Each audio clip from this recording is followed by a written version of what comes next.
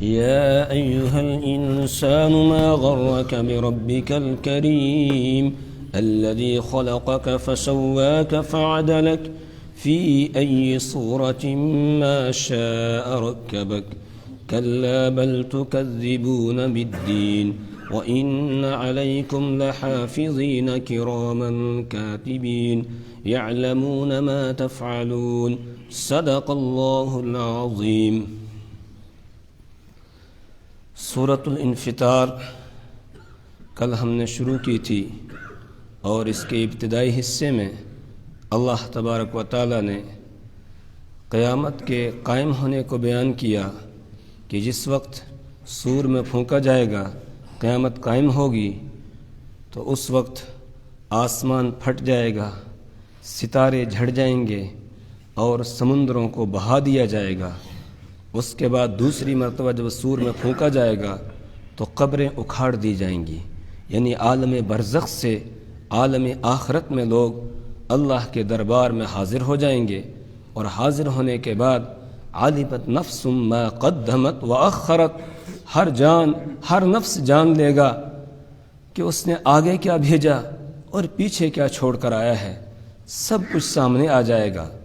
اس کے بعد اللہ نے بڑے پیار کے ساتھ ہر انسان کو مخاطب بنا کر ارشاد فرمایا، یا ایھا الانسان ما غرک بربک الکریم، اے انسان، ما غرک، کس چیز نے غرہ، دھوکے میں رکھا ہے، کا، تجھ کو، بربک الکریم، تیرے کریم پروردگار سے۔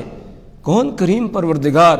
الذی خلق، جس نے پیدا کیا ہے، کا، تجھ کو، اور صرف پیدا ہی نہیں کیا، فسواک، اس نے تجھے درست بنایا ہے، جیسے تیرے جسم کی ساخت ہونی چاہیے تھی، جیسا نقشہ ہونا چاہیے تھا، اس نقشے کے مطابق اس نے تجھے بنایا ہے، فعدلک، اور پھر تجھے اس نے برابر بنایا، تمام اعضاء تیرے برابر ہیں، کوئی چھوٹے بڑے اس نے نہیں رکھے، جو عضو جس طرح کا ہونا چاہیے تھا ویسے اس نے بنایا ہے، فی ای صورت ما شاء، پھر جس صورت میں بھی اس نے چاہا، رکب، جوڑ دیا، کا، تجھ کو اس نے جوڑ دیا، بہترین صورت تجھے عطا کی ہے۔ اور کتنے نمونے اس پروردگار کے پاس ہے کہ اربوں خربوں انسان ہوں، لیکن دو انسان ہو بہو ہر ایک چیز میں مل رہے ہوں، یہ مشکل ہے۔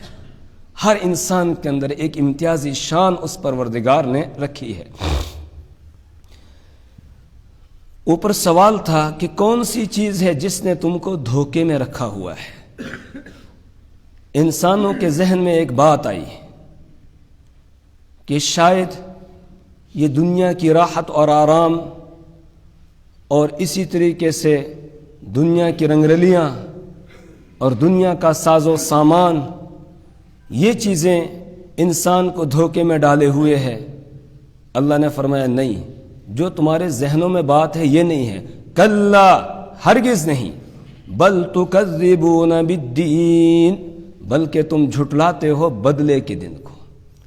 اصل بات یہ ہے کہ تمہیں مرنے کے بعد دوبارہ زندہ کیے جانے کا یقین نہیں ہے، اس وجہ سے تم پروردگار سے بھاگے جا رہے ہو، اس کے باغی بنے ہوئے ہو، اس کے حکموں کو پورا نہیں کر رہے ہو، اس کو راضی کرنے کی کوشش نہیں کرتے ہو، آخرت کی تیاری نہیں کر رہے ہو۔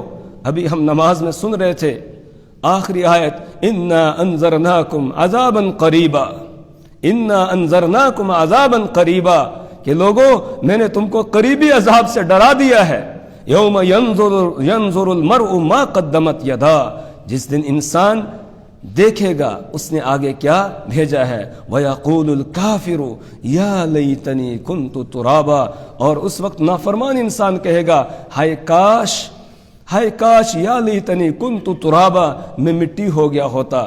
یعنی میں نے پہلے جس وقت یہ صورت پڑھی تھی اس وقت عرض کیا تھا کہ جس وقت جانوروں کو مٹی بنا دیا جائے گا اس وقت انسان تمنا کرے گا، ہائے کاش میں بھی جانور ہوتا تو مجھے بھی مٹی بنا دیا جاتا، بس آگے کوئی سزا وغیرہ پھر نہ ہوتی مجھے۔ تو اللہ فرما رہے ہیں کہ بل تکذبون بالدین، بلکہ تم بدلے کے دن کو جھٹلاتے ہو۔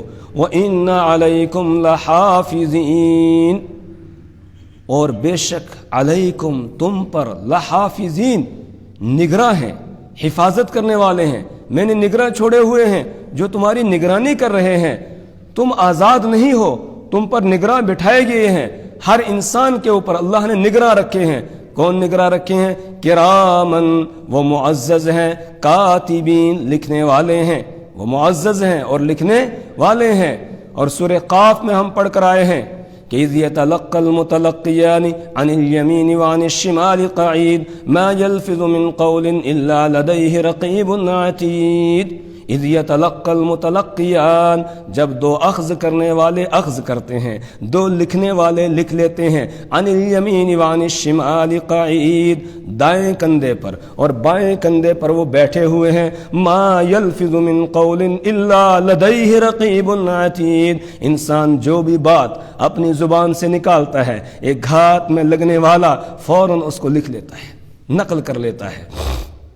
یہاں بتایا کرامن، وہ معزز ہیں، کاتبین، لکھنے والے ہیں، یعلمون ما تفعلون، جو تم کرتے ہو اس کو وہ جانتے ہیں، یعلمون، وہ جانتے ہیں، ما تفعلون، جو تم کرتے ہو۔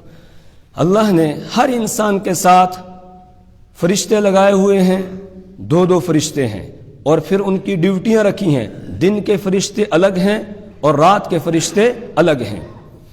بخاری شریف کی روایت ہے، اللہ کے رسول صلی اللہ علیہ وسلم نے ارشاد فرمایا، ان الملائکۃ یتعاقبون ملائکۃ باللیل و ملائکۃ بالنہار، کہ اللہ کے فرشتے ہیں جو یکے بعد دیگرے تمہارے پاس آتے ہیں، ملائکۃ باللیل و ملائکۃ بالنہار، رات کے فرشتے بھی ہیں اور دن کے فرشتے بھی ہیں، فیجتمعون عند صلاۃ الفجر والعصر، وہ جمع ہوتے ہیں فجر کی نماز کے وقت میں اور عصر کی نماز کے وقت میں۔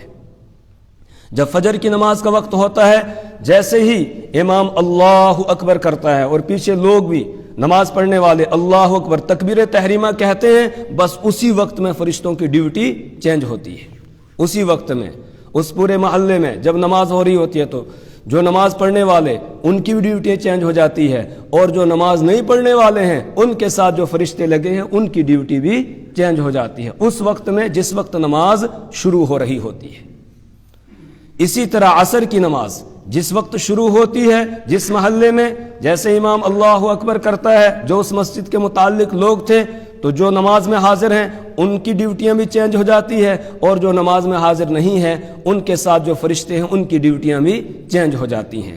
اس کے بعد پھر یہ فرشتے جنہوں نے رات یہاں گزاری تھی تو صبح فجر کی نماز کے وقت میں یہ اوپر جاتے ہیں، فیصعد الیہ، اللہ کی طرف یہ چڑھ کر جاتے ہیں۔ اس کے بعد اللہ باوجود اس کے کہ وہ عالم الغیب والشہادہ ہے، وہ سب کچھ جانتا ہے، اس کو معلوم ہے ہمارے سارے اعمال، لیکن پھر بھی وہ فرشتوں سے پوچھتا ہے کہ تم میرے بندوں کو کس حالت میں چھوڑ کر آئے ہو اور کیسے تم نے پایا تھا، میرے بندوں کو تم کس حالت میں چھوڑ کر آئے ہو؟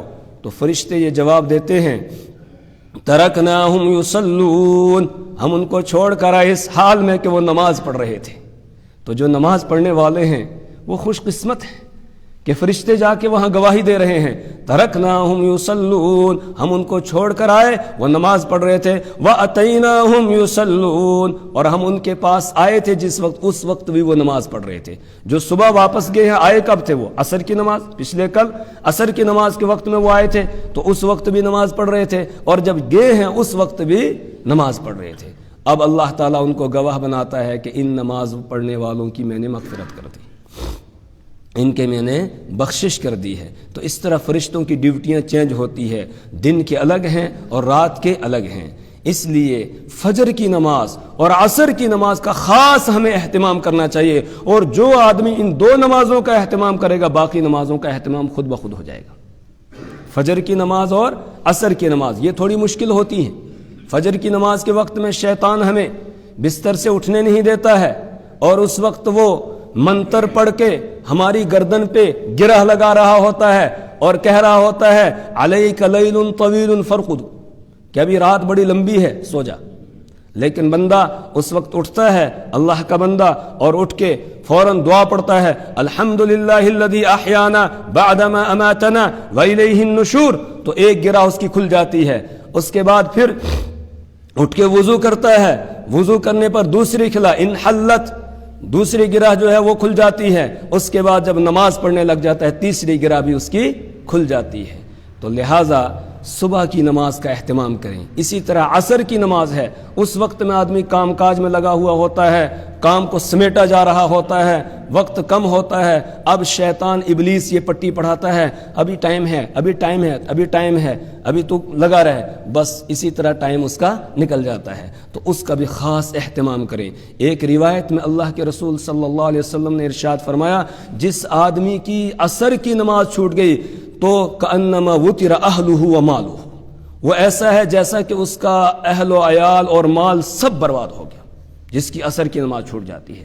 اس لیے ان دو نمازوں کا خاص اہتمام ہم کریں گے، انشاءاللہ باقی نمازوں پر بھی اللہ تبارک و تعالی ہمیں عمل کی اور اہتمام کی توفیق عطا فرمائے گا۔ تو یعلمون ما تفعلون، جو تم کر رہے ہو فرشتے وہ جانتے ہیں۔ حدیث میں اس کی تفصیل ہے، اللہ کے رسول صلی اللہ علیہ وسلم نے ارشاد فرمایا، یہ دونوں فرشتے جو ہیں ان میں سے امیر یہ دائیں کندھے والا ہوتا ہے، تو جیسے ہی بندہ کسی نیک کام کا ارادہ کرتا ہے تو یہ دائیں کندھے والا فوراً اس کو لکھ لیتا ہے۔ ابھی اس نے نیک کام نہیں کیا، صرف ارادہ کیا ہے، تب بھی وہ لکھ لیا جاتا ہے، ایک نیکی اس کے کھاتے میں آ جاتی ہے۔ پھر جب وہ عمل کر لیتا ہے تو جو عمل کیا ہے اس کے مطابق اللہ اس کو اجر و ثواب عطا فرماتے ہیں، اور صرف ایک عمل کا نہیں بلکہ 10 اعمال کے برابر ثواب دیتے ہیں۔ فمن جاء بالحسنۃ فلہ عشر امثالھا، جو ایک نیکی لے کر آئے گا 10 کے برابر اللہ تعالیٰ اس کو ثواب عطا فرماتے ہیں۔ بائیں کندھے والا اس کے ماتحت ہوتا ہے، تو جب کوئی آدمی کسی گناہ کا ارادہ کرتا ہے، یہ لکھنا چاہتا ہے، یہ والا منع کر دیتا ہے ابھی مت لکھو، ہو سکتا ہے نہ کرے، ابھی خالی ارادہ کر رہا ہے، ہو سکتا ہے یہ گناہ نہ کرے اس لیے مت لکھو۔ اس کے بعد جب آدمی گناہ کر لیتا ہے تب بھی یہ منع کرتا ہے اس کو، ابھی نہیں لکھنا، ابھی رک جاؤ، ہو سکتا ہے یہ توبہ کر لے، اگر توبہ کر لے گا تو پھر نہیں لکھا جائے گا، اور اگر توبہ نہیں کی، ایک وقت مقرر ہوتا ہے کچھ دیر کے لیے، جیسے ایک نماز سے دوسری نماز کا وقت ہے تو یہ وقت ہے، اس میں وہ توبہ کر لے پھر نہیں لکھا جائے گا، اگر توبہ نہیں کی اس کے بعد پھر لکھ دیا جاتا ہے، تو اس کو روک کے رکھتا ہے لکھنے سے۔ اس لیے جہاں آدمی سے گناہ ہو فوراً اسی وقت توبہ کر لینی چاہیے، اللہ کے ساتھ اپنا معاملہ درست کر لینا چاہیے آدمی کو جہاں کوئی گناہ ہو جائے۔ اور اس وقت ہم مختلف گناہوں کے اندر مبتلا ہے۔ سب سے بڑا گناہ اس وقت جس کے اندر اس وقت امت مبتلا ہے وہ ہے بد نگاہی، بد نظری کا گناہ ہے۔ اور یہ ایسا گناہ ہے، آدمی نماز پڑھتا ہے دل کے اندر ایک نور پیدا ہو جاتا ہے، قرآن کی تلاوت کرتا ہے دل میں نور پیدا ہو جاتا ہے، اللہ کی تسبیح کرتا ہے، اللہ کا ذکر کرتا ہے، دل میں نور پیدا ہو جاتا ہے، اور کوئی نیکی کا کام کرتا ہے دل میں ایک نور پیدا ہوتا ہے، پھر جہاں بد نگاہی کی وہ سارا نور ختم، وہ سب ختم ہو جاتا ہے، دل سے نکل جاتا ہے۔ اس لیے اپنی نگاہ کی حفاظت یہ بہت ضروری ہے۔ دل ایک برتن کے مانند ہے، اور یہ آنکھ اور کان یہ ہے اس کی طرف آنے والے جو راستے ہیں، جیسے ایک تالاب ہوتا ہے اس کی طرف آنے والی ایک نالی ہوتی ہے جس سے پانی آتا ہے، اسی طریقے سے یہاں سے چیزیں اترتی ہیں دل کے اندر۔ تو جیسا آدمی عمل کرتا ہے ویسا ہی دل کے اندر اتر جاتا ہے، اچھا کام کرے گا تو اچھی چیز آئے گی، اور اگر غلط کام کرے گا تو ویسے ہی دل کے اندر آئے گا، تو دل کا نور وہ سارا ختم ہو جاتا ہے۔ اس لیے نگاہ کی حفاظت کی اس وقت بہت زیادہ ضرورت ہے۔ اور اللہ کے رسول صلی اللہ علیہ وسلم نے ارشاد فرمایا، امام ابن تیمیہ رحمہ اللہ نے مجموع الفتاوی کے اندر اس روایت کو نقل کیا، حضرت ابو ہریرہ رضی اللہ تعالیٰ عنہ بیان فرماتے ہیں، اللہ کے رسول صلی اللہ علیہ وسلم نے ارشاد فرمایا، العینان تزنیان، آدمی کی یہ دونوں آنکھیں یہ زنا کرتی ہیں، یہ بدکاری کرتی ہیں، اور پھر آپ نے فرمایا وَزِنَاهُمَا النَّظْرُ، اور ان کا زنا ہے دیکھنا، غیر محرم کو دیکھنا، کسی اجنبی عورت کو دیکھنا، کسی اجنبی عورت کی تصویر کو دیکھنا، کسی اجنبی عورت کی ویڈیو سننا۔ آج کل یہ چل رہا ہے نا، موبائل کھولتے ہیں اس میں اجنبی عورت کی، غیر محرم عورت کی ویڈیو ہوتی ہے، پھر وہ گانے کی ہو یا چاہے اس کی کوئی اچھی تقریر ہی کی کیوں نہ ہو، قرآن کی تلاوت کی کیوں نہ ہو، وہ بھی درست نہیں ہے، وہ بھی صحیح نہیں ہے۔ اس لیے کہ شیطان ہم کو کبھی اچھے راستے سے گناہ کی طرف لاتا ہے، آدمی سوچتا ہے میں اچھا کام کر رہا ہوں، اچھا کام نہیں کر رہا ہے بلکہ یہ گناہ کا کام کر رہا ہے۔ پھر آپ نے فرمایا الاذنان تزنیان، یہ دونوں کان بھی زنا کرتے ہیں، بدکاری کرتے ہیں، وزناہما السمع، اور ان کی بدکاری، ان کا زنا غیر محرم کی آواز کو سننا ہے، غیر محرم کی آواز کو سننا اور اس کی طرف دل کو پھر مائل کرنا ہے، تو یہ کانوں کا زنا ہے۔ اس کے بعد آپ نے فرمایا والیدان تزنیان، اور دونوں ہاتھ یہ بھی زنا کرتے ہیں، وزناہما البطش، اور ان کا زنا غیر محرم کو ہاتھ لگانا ہے۔ اس کے بعد فرمایا والرجلان تزنیان، اور انسان کے دونوں پاؤں یہ بھی زنا کرتے ہیں، یہ بھی بدکاری کرتے ہیں، اور آپ نے فرمایا وزناہما المشی، اور ان کا زنا ہے غیر محرم کی طرف چل کر جانا۔ اس کے بعد ایک روایت میں ہے کہ واللسان یزنی، اور زبان یہ بھی زنا کرتی ہے، بدکاری کرتی ہے، اور آپ نے فرمایا وزناہ المنطق، اور اس کا زنا کیا ہے؟ غیر محرم کے ساتھ لذت حاصل کرنے کے لیے باتیں کرنا، جس سے دل کے اندر آدمی کو لذت محسوس ہوتی ہے، اس طرح باتیں کرنا، یہ زبان کا زنا ہوگا۔ پھر آپ نے فرمایا والقلب یتمنی ویشتہی، اور دل جو ہے یہ تمنا کرتا ہے، خواہش کرتا ہے، یعنی گناہ کی۔ اس کے بعد والفرج یصدقہ او یکذبہ، اب اس کی شرمگاہ جو ہے وہ اس کی تصدیق کرتی ہے یا تکذیب کرتی ہے۔ تو ہر ایک عضو کے اندر اللہ تبارک و تعالیٰ نے یہ صلاحیت رکھی ہے کہ وہ زنا اور بدکاری کے اندر مبتلا ہوتا ہے، اس سے ہم نے اپنے آپ کو بچانا ہے، اپنی آنکھ کی حفاظت کرنی ہے۔ واللہ یعلم خائنۃ الاعین وما تخفی الصدور، اللہ تمہاری نگاہوں کی خیانت کو جانتا ہے، اللہ تمہاری گناہ کی خیانت، تمہاری نگاہوں کی، نظر کی خیانت کو، آنکھ کی خیانت کو جانتا ہے۔ یہ نظر کہاں اٹھ رہی ہے، کس ارادے سے اٹھ رہی ہے؟ آپ موبائل کھولا، اس پہ جو ہے وہ کوئی تصویر چڑھائی، اب فوراً آدمی کو نظر پھیر لینی چاہیے، لیکن اگر دوبارہ دیکھا بس گناہ ہو گیا، دوبارہ نہیں، نظر نہیں پڑنی چاہیے اس کے اوپر، دوبارہ دیکھتا ہے تو بس یہ گناہ ہے۔ اس لیے غیر محرم کی تصویروں کو دیکھنا، غیر محرم کی ویڈیوز کو سننا یہ جائز نہیں ہے، چاہے وہ اچھی چیز ہی کیوں نہ ہو، کوئی دین کی بات ہی کیوں نہ ہو، وہ بھی درست نہیں ہے۔ اور آج عام طور سے اس میں ہمارا نوجوان مبتلا ہے اور سنتا ہے، کیونکہ آواز کے اندر اللہ نے ایک کشش رکھی ہے، جو آواز انسان کے دل کے اندر غلط خیالات پیدا کرتی ہے۔ اسی لیے قرآن پاک میں اللہ نے عورتوں کو حکم دیا وَلَا تَخْضَعْنَ بِالْقَوْلِ، کہ اگر کبھی کسی غیر محرم سے بات کرنے کی ضرورت پڑے تو نرم لہجے میں بات نہ کریں عورتیں، بلکہ ان کو سختی کے ساتھ بات کرنی چاہیے، نرم لہجے کے ساتھ بات نہیں کرنی، نرم درم زبان سے۔ کیوں؟ اس لیے کہ اگر نرم لہجے میں بات کرے گی فَيَطْمَعَ الَّذِي فِي قَلْبِهِ مَرَضٌ، تو وہ آدمی طمع کرنے لگے گا جس کے دل میں بیماری ہے گناہ کی، وہ لالچ میں آ جائے گا، پھر وہ بار بار بات کرنے کی کوشش کرے گا۔ اس لیے لہجہ عورت کا سخت ہونا چاہیے، غیر کے ساتھ بات کرنے میں نرم نہیں ہونا چاہیے، یہ بتایا گیا۔ تو اس لیے غیر محرم کی آواز کو سننا درست نہیں ہے، چاہے وہ قرآن کی تلاوت ہی کیوں نہ کر رہی ہو، وہ بھی درست نہیں ہے، اس لیے کہ عورت کی آواز کو بھی پردہ قرار دیا گیا ہے۔ تو فرشتے جانتے ہیں جو تم کرتے ہو۔ ایک سوال پیدا ہوتا ہے، فرشتے تو ظاہری اعمال کو جانتے ہیں، دل کے اندر کیا ہو رہا ہے اس کو وہ جانتے نہیں ہیں، پھر ارادے کو کیسے لکھ لیتے ہیں؟ تو علماء کرام نے اس کا جواب دیا، جب آدمی اچھے کام کا ارادہ کرتا ہے تو اس کے منہ سے ایک اچھی خوشبو نکلتی ہے، رائحۃ طیبۃ یخرج من فیہ رائحۃ طیبۃ، اس کے منہ سے ایک اچھی خوشبو نکلتی ہے جس سے فرشتے کو پتہ چل جاتا ہے اس نے کسی نیکی کا ارادہ کیا ہے، تو فوراً اس کو لکھ لیا جاتا ہے۔ اور جب آدمی کسی گناہ کے کام کا ارادہ کرتا ہے تو یخرج رائحۃ کریہۃ، اب پھر بدبو ایک نکلتی ہے اس کے منہ سے۔ اور حدیث میں اللہ کے رسول صلی اللہ علیہ وسلم نے ارشاد فرمایا، جب آدمی جھوٹ بولتا ہے تو اس جھوٹ کی اتنی بدبو ہوتی ہے جو فرشتے اس کے ساتھ محافظ ہوتے ہیں وہ 1 میل دور چلے جاتے ہیں، اتنی بدبو ہوتی ہے جھوٹ کی۔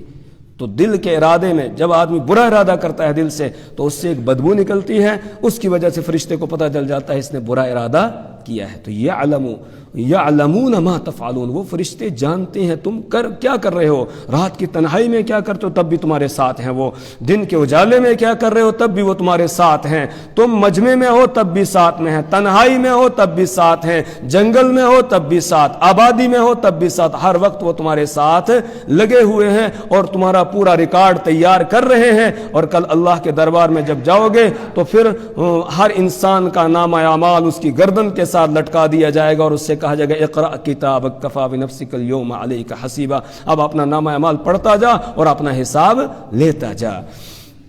یعلمون ما تفعلون، وہ جانتے ہیں وہ جو تم کرتے ہو. ان الابرار لفی نعیم، بے شک نیک لوگ. اب انسانوں کی دو قسمیں ہیں، کچھ وہ ہیں جو اللہ کو راضی کرنے والے اور کچھ وہ ہیں جو اس کی نافرمانی کر کے اس کو ناراض کرنے والے ہیں. دونوں کا انجام کیا ہے وہ بیان کیا جا رہا ہے. ان الابرار لفی نعیم، بے شک ابرار نیک لوگ لفی نعیم، وہ نعمتوں میں ہوں گے. اللہم اجعلنا منہم، اللہ ہمیں انہی میں سے بنائے. اللہم اجعلنا من الابرار، اللہ تعالیٰ نیک لوگوں میں سے ہم کو بنائے.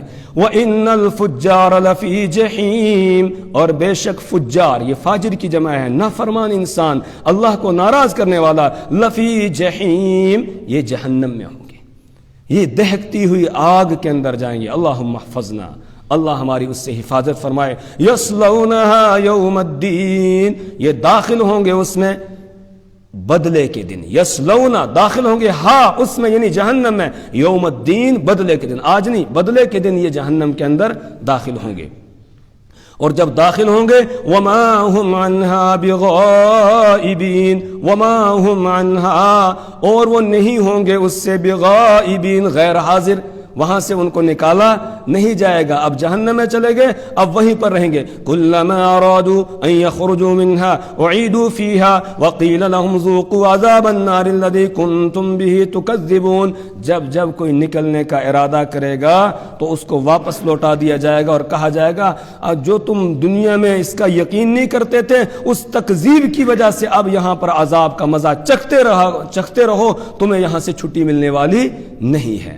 وما ادراک ما یوم الدین، اور آپ کو کیا معلوم ما یوم الدین، بدلے کا دن کیا ہے. ثم ما ادراک ما یوم الدین، پھر آپ کو کیا معلوم بدلے کا دن کیا ہے، وہ تو وہیں پر جا کر پتہ چلے گا. ہاں، پروردگار یہاں ہمیں ڈرا رہا ہے اور سمجھا رہا ہے کہ وہاں کی تیاری کر کے آنا. وہ دن کیسا ہے؟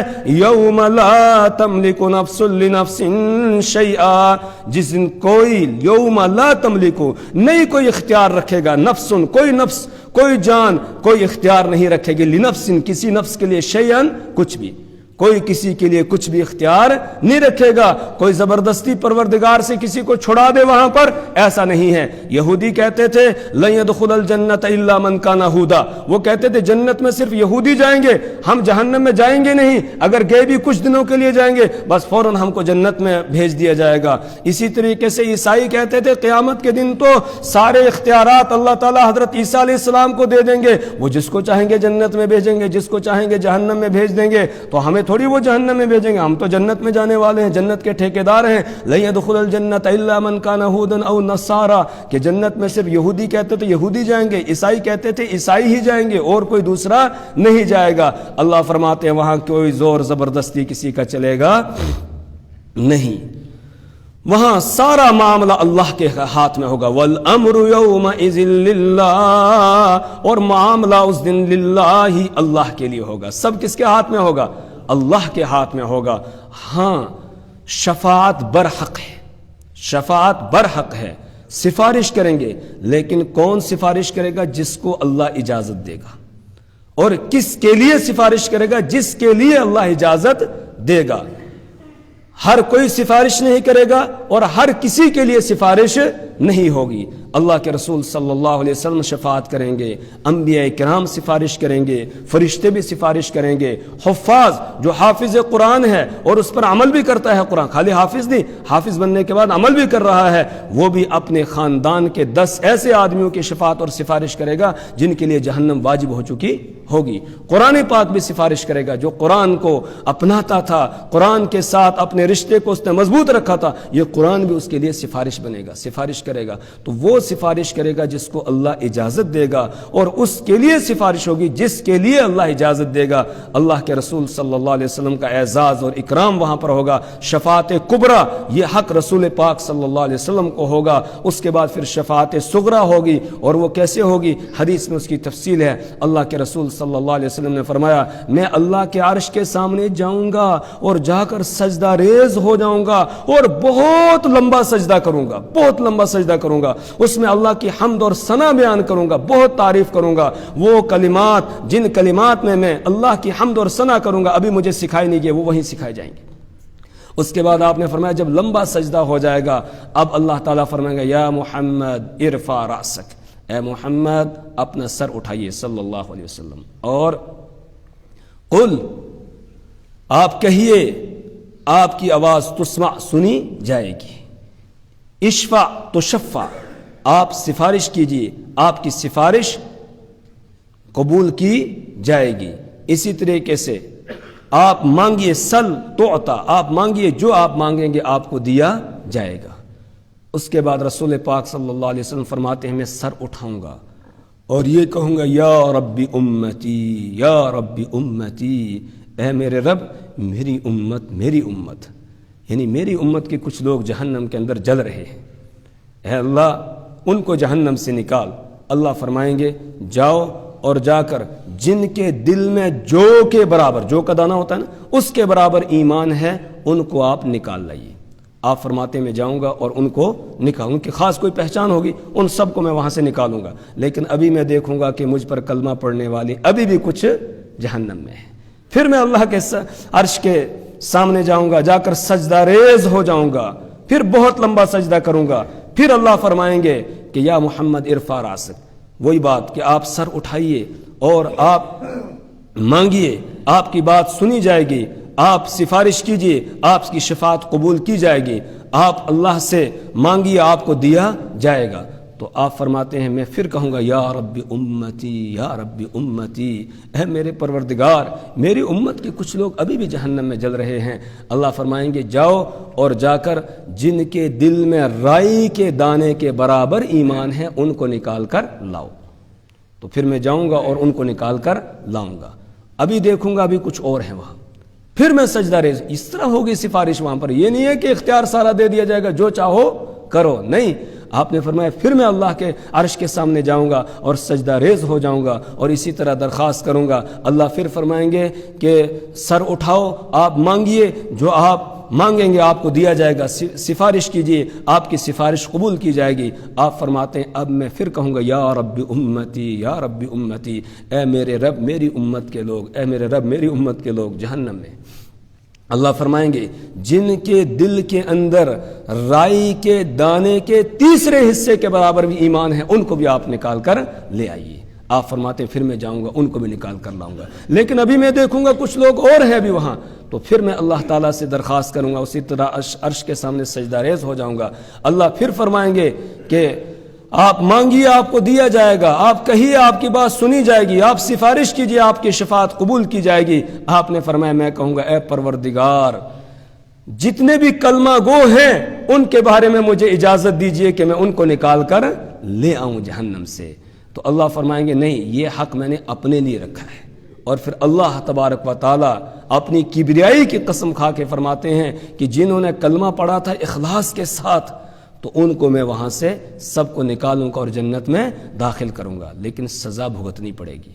اگر پہلے ہی وہلے میں آدمی جنت میں جانا چاہتا ہے تو اس کے لیے ضروری ہے ایمان کے ساتھ ساتھ عمل صالح، ایمان کے ساتھ ساتھ عمل صالح، اللہ کے سارے حکموں کو پورا کرنا اور جن باتوں سے منع کیا ان سے اپنے آپ کو روک لینا۔ جو ایسا کرے گا اس کو اللہ تعالیٰ بغیر حساب کتاب کے جنت میں اول وہلہ میں داخل فرما دیں گے۔ اللہ ہمیں ان میں سے بنائے جن کو اللہ پہلی مرتبہ جنت کے اندر داخل فرمائیں گے۔ یوم لا تملک نفس لنفس شیئا، وہ دن ایسا ہے لا تملک نفس، کوئی نفس نہیں اختیار رکھے گا کسی نفس کے لیے شیئن کچھ بھی، والامر یومئذ للہ، اور معاملہ اور حکم اس دن صرف اللہ کے لیے ہوگا، اللہ کے علاوہ کسی اور کے لیے نہیں ہوگا۔ اللہ تعالی ہمیں اپنی کتاب کی سمجھ اور فہم عطا فرمائے، اللہ اس کے مطابق عمل کی توفیق عطا فرمائے۔ اللہ تبارک و تعالی ہر قسم کے گناہ سے، بے حیائی سے، برائی سے، گمراہی سے ہماری نسلوں کی حفاظت فرمائے۔